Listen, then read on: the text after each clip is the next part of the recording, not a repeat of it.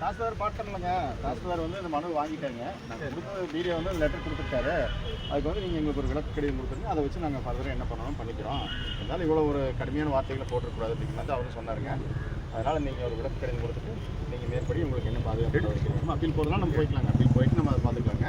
ஆனால் என்ன மற்ற பண்ணைகளுக்கு வந்து நம்ம தொந்தரவு வந்துடக்கூடாது. இது மாதிரி ஒரு கடிதம் கொடுக்கும்போது வலுவான வார்த்தைகளை வந்து பயன்படுத்தி கொடுக்கக்கூடாது அப்படிங்கிறது வந்து நம்மளோட எதிர்ப்பு வந்து வலுவாக சொன்னோங்க. இல்லைங்க இப்படி கொடுத்துருக்கூடாதுங்க. ஆனால் அதனால் நாங்கள் ஒன்றும் பண்ணிட்டு போகிறதில்ல. உங்களுக்கு பேருக்கு அந்த கடிதம் கொடுப்போங்க. இந்த படிவம் 3 தான். இது உடனே எந்த நடவடிக்கை வரமாட்டேன்னு சொன்னாருங்க. அதே போல் உங்களுக்கு சப்போர்ட்டிவாக என்ன வேணும்னு சொல்லுங்கள். அதுக்கு தகுந்த நான் பண்ணித்தரேன். தொழில் வந்து இத்தனை நாளாக நடந்துட்டு உங்களுக்கு தெரியுங்க. இந்த தொழில் இது மாதிரி தான் இருக்குது. நாங்கள் வந்து ஒரு ரோடு சாலை வசதி இருக்கிற இடத்துல தான் அங்கே பண்ணை அமைப்போம். அந்த இடத்துல குடியிருப்பு வருங்க. குடியிருப்பு வந்து தவிர்க்க முடியாத விஷயங்க. தோட்டச்சாலை வரும். அப்போ தோட்டச்சாலை வந்து இந்த தொந்தரவு வரத்தான் செய்யுதுங்க. இது நிறைய இருக்குது. அதனால் அதிகாரிகள் வந்து எங்களுக்கு உங்களால் முடிஞ்ச அளவுக்கு ஆதரவாக நீங்கள் செயல்படணும்னு கேட்டதுக்கு சரிங்க நீங்கள் ஒரு மனு கொடுத்துட்டு போங்க. மேற்படி நீங்கள் உங்களுக்குள்ளே இருக்கிறத பேசி முடியும்னு சமாதானம் போய்க்குங்க.